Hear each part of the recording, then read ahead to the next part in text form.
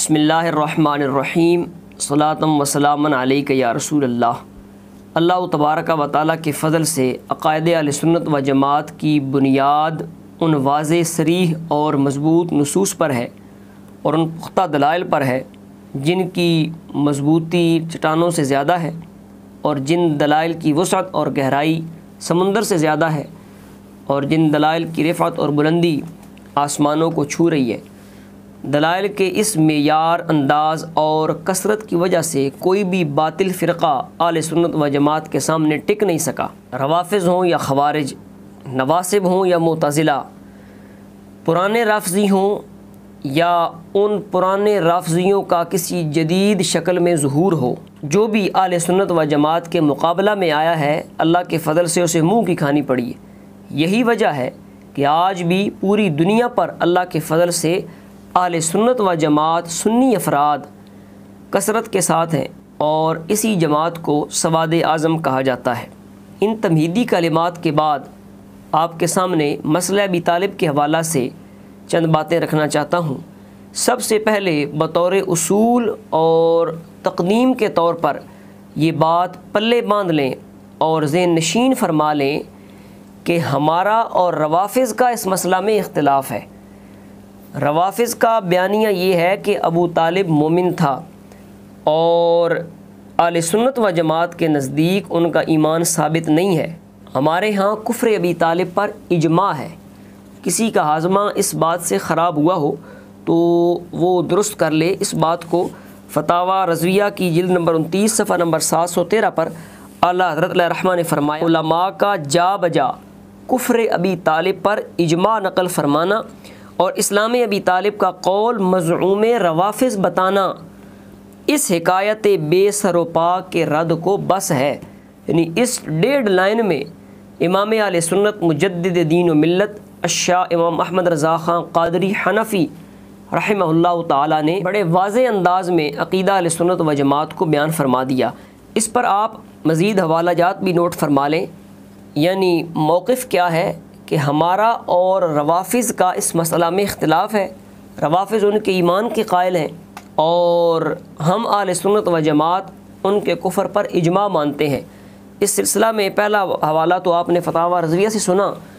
اس کے بعد تفسیر روح المعانی سورۃ القصص آیت انک لا تہدی من احببت، اس کے تحت آپ فرماتے ہیں فقد ذهب الشیعۃ وغیر واحد من مفسریہم الی اسلامہ، کہ شیعہ اور ان کے مفسرین یہ ابو طالب کے اسلام کی طرف گئے ہیں۔ تیسرے نمبر پر شرح زرقانی جو المواہب اللدنیہ پر ہے، اس میں امام زرقانی ابن اسحاق کی روایت کی تردید کرتے ہوئے فرماتے ہیں وَبِهَذَا احْتَجَّ الرَّافِضَةُ وَمَنْ تَبِعَهُمْ عَلَىٰ إِسْلَامِهِ، کہ اس دلیل سے رافضیوں اور ان کے جو متبعین ہیں، رافضیوں کے جو پیروکار ہیں جدید مترفضہ، وہ ابو طالب کے اسلام کا قول کرتے ہیں۔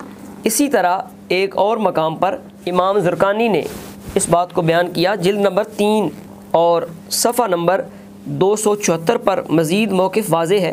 فرماتے ہیں وَذَكَرَ جَمْعٌ مِّنَ الرَّافِضَةِ أَنَّهُ مَاتَ مُسْلِمًا وَتَمَسَّكُوا بِأَشْعَارٍ وَأَخْبَارٍ وَاهِيَةٍ بِرَدِّهَا فِي الْإِصَابَةِ، کہ رافضیوں کا ایک ٹولہ اس بات کی طرف گیا ہے کہ ابو طالب کا انتقال حالت اسلام میں ہوا اور ان کے وہ اشعار اور کچھ جھوٹی باتوں سے تمسک کرتے ہیں۔ فرماتے ہیں الاصابہ میں ان کے رد کا ذمہ لیا ہے۔ تو دلیل ہے وذاکر جمع من الرافضہ، کہ رافضیوں کا ایک ٹولہ اس بات کی طرف گیا ہے ابو طالب کے ایمان کی طرف۔ اہل سنت و جماعت کا یہ موقف نہیں ہے۔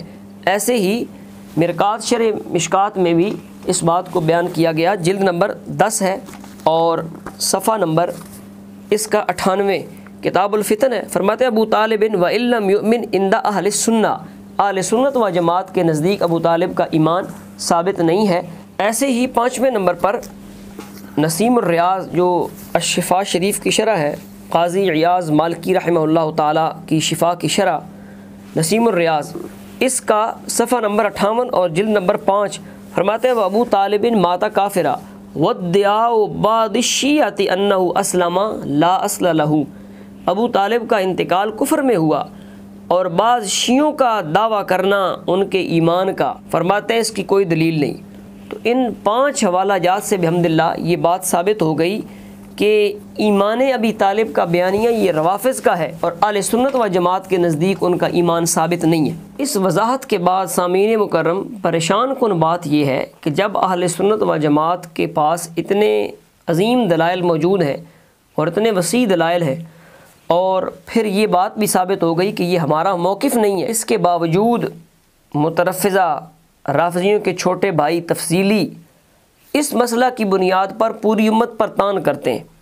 کبھی یوں کہنا کہ جو ان کو مومن نہیں مانتا وہ مسلمان نہیں ہے، کبھی ان کے جو ایمان کا قائل نہیں ہے اسے مبغض اہل بیت ٹھہرانا۔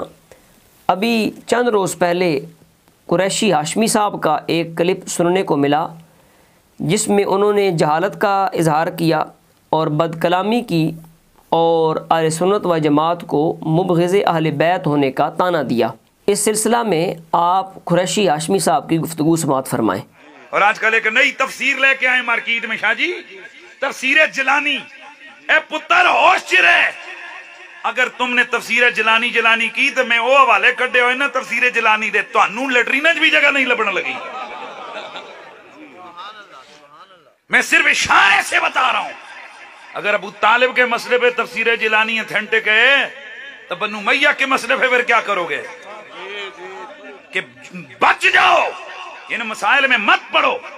پہلی بات یہ کہ تفسیر جیلانی کی نسبت غوث اعظم کے ساتھ مضبوط نہیں ہے۔ خود مقدمے کے اندر لکھا ہوا ہے، وہ بندہ کہہ رہا ہے جی کہ مجھے لگتا ہے کہ یہ ان کی ہے، لگتا ہے ان کی، ایسے کیسے ثابت ہو گیا؟ سامعین مکرم، قریشی ہاشمی صاحب کی آپ نے گفتگو سنی۔ قریشی صاحب یہ کہہ رہے ہیں کہ جی مسئلہ ابی طالب پر وہ آج کل ایک نئی تفسیر مارکیٹ میں آئی ہوئی ہے، تفسیر جیلانی۔ پھر وہ مخصوص انداز میں کہتے ہیں کہ جی بچ جاؤ، میں نے اس کے وہ حوالے نکالے ہوئے ہیں بنو امیہ کے خلاف کہ جب وہ میں نے بیان کیے تو تم منہ چھپاتے پھرو گے اور تمہیں جگہ نہیں ملے گی، اور اس طرح کی وہ واہیات کرتے رہے۔ ہماری گزارش یہ ہے کہ قریشی ہاشمی صاحب، جب آپ کا اور آپ کے جو مخصوص احباب ہیں پنڈی ٹولہ، ان کا مقصد زندگی اور عطر تحقیق ہی یہ ہے کہ خاندان بنو امیہ کے وہ افراد جو صحابی بن گئے یا جو عورتیں صحابیات بن گئیں، ان کے خلاف جو مردود باتیں، مطرود اقوال، موضوع باتیں، رافضیوں کی گھڑی ہوئی باتیں ہماری کتب میں آ گئی ہیں، ان کو منظر عام پر لانا یہ آپ کا مقصد زندگی اور عطر تحقیق ہے، اور آپ یہ باتیں کرتے ہیں اور بیان کر رہے ہیں، تو پھر آپ تفسیر جیلانی کی بھی وہ باتیں سامنے لے آئیں، مہربانی فرمائیں، تاکہ اللہ کے فضل سے ہم ان کا جواب دے سکیں اور آپ کا منہ توڑ سکیں۔ پہلی ہماری گزارش یہ ہے کہ آپ مہربانی فرمائیں وہ باتیں منظر عام پہ لائیں۔ دوسری بات یہ ہے کہ آپ اپنی معلومات میں اضافہ فرمائیں اور اپنی معلومات درست کریں۔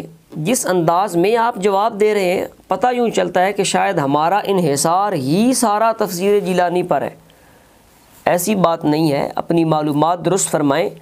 فتاوی رضویہ کے اندر کفر ابی طالب پر اعلیٰ حضرت علیہ رحمہ نے تقریباً 146 حوالہ جات پیش فرمائے، 130 کتب بطور حوالہ جات پیش کیں، اور 80 اکابر علماء بزرگان دین کو کوٹ کیا، جن میں صحابہ ہیں، تابعین ہیں، تبع تابعین ہیں، محدثین ہیں، مفسرین، 80 کے قریب۔ ان 130 کتابوں میں 18 تفاسیر ہیں۔ ان 18 تفاسیر میں کہیں ایک بھی تفسیر جیلانی کا ذکر نہیں ہے، اور کہیں بھی اعلیٰ حضرت علیہ رحمہ نے حضور غوث الثقلین کا حوالہ اپنے اس رسالہ میں نہیں دیا، اور آپ اس طرح پیش کر کے فارغ ہو رہے ہیں کہ جیسے آپ نے تو سارے دلائل کو رد کر دیا۔ اگر آپ اس میدان میں تشریف لائے ہیں تو آپ جو اوپر کے دلائل ہیں ان کا مقابلہ کریں۔ ہماری دلیل قرآن مجید کی آیات سے ہے، ہماری دلیل بخاری مسلم کی روایات سے ہے، جو ترتیب ہے۔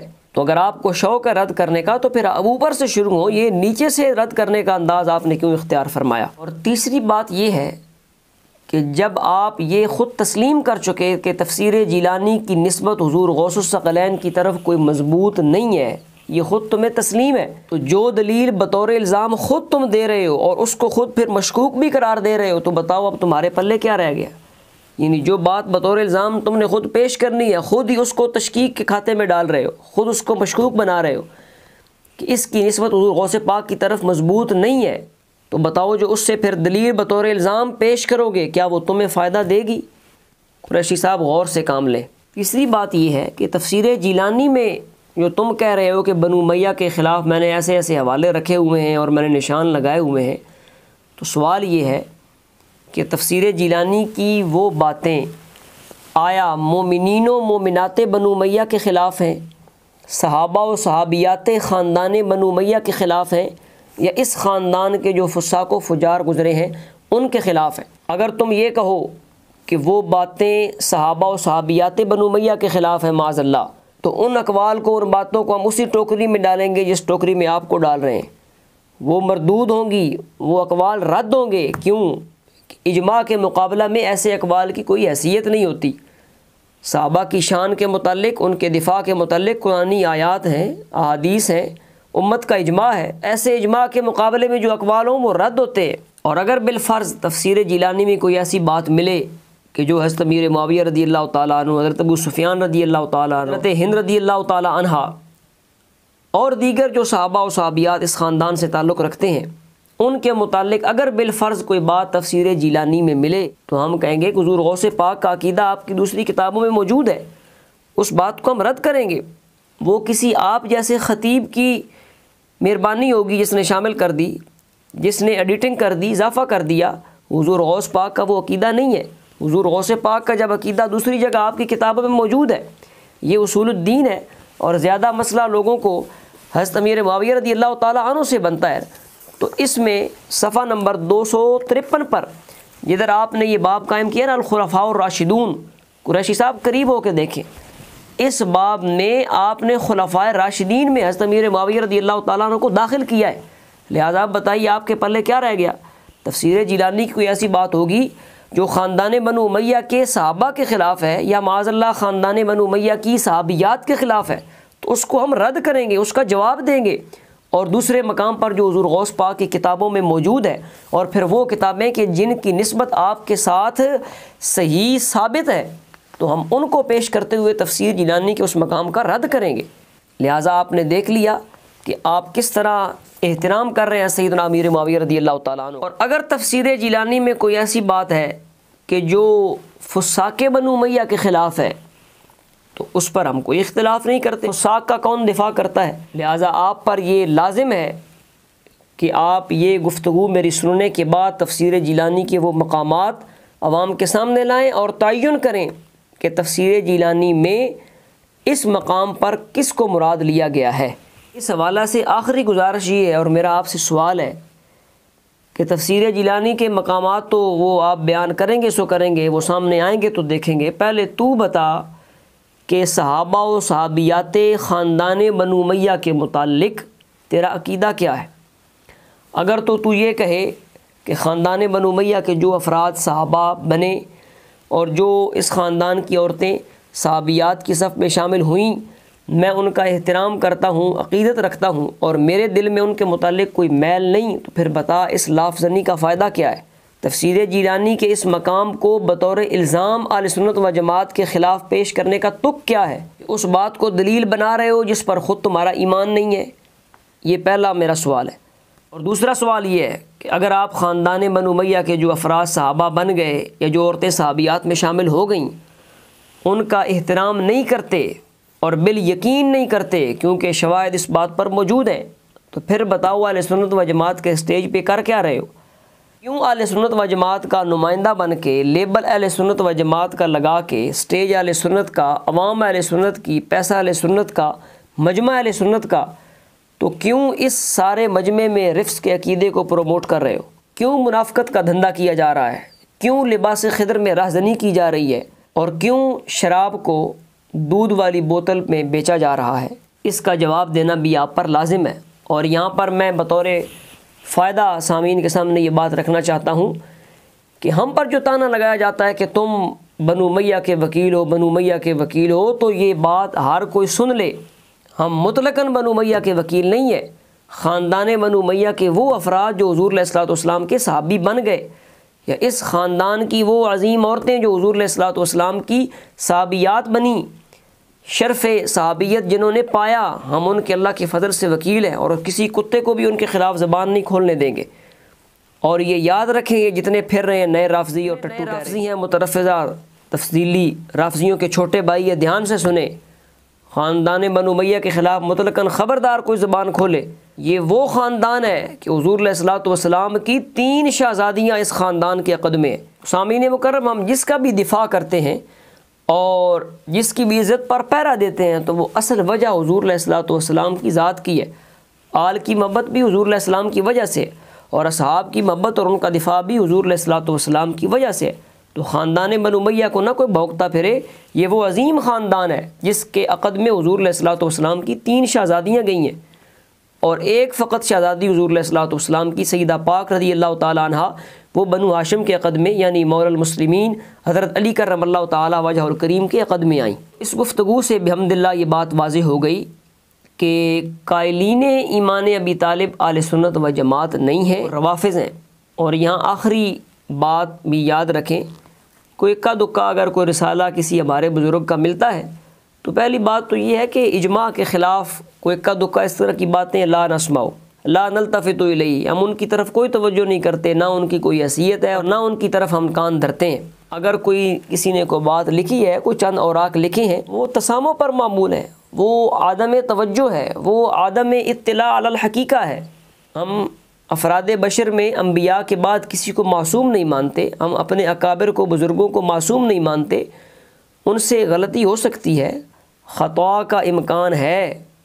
تو وہ جن بزرگوں نے کوئی اکا دکا رسائل ملتے ہیں، جیسے قریشی صاحب تفسیر جیلانی کے حوالے سے کہہ رہے تھے کہ اس کے محقق نے لکھا ہے کہ لگتی ہے کہ یہ حضور غوث پاک کی ہے، اس کی نسبت حضور غوث پاک کی طرف مضبوط نہیں ہے۔ تو ان رسالوں کے حوالے سے بھی اولین ہمارا موقف یہ ہے کہ یہ ان بزرگوں کی طرف منسوب کر دیے گئے ہیں، نسبت مضبوط نہیں ہے۔ اور اگر کسی کی نسبت کی مضبوطی ثابت ہو جائے، بات یہ ثبوت کو پہنچے کہ فلاں بزرگ نے کوئی رسالہ یا کوئی تحریر لکھی ہے، تو وہ ان کا تسامح ہے، وہ عدم تحقیق ہے، وہ اجماعی موقف کے خلاف ہے۔ اجماعی موقف وہ ہے جو آپ کے سامنے پیش کر دیا۔ انشاءاللہ یہ سلسلہ جاری ہے، اور مزید جو قریشی صاحب نے اس پر باتیں کی ہیں ان کا جواب بھی انشاءاللہ آپ کے سامنے آئے گا۔ اللہ تبارک و تعالی ہمیں حق کا دامن تھامنے کی توفیق عطا فرمائے۔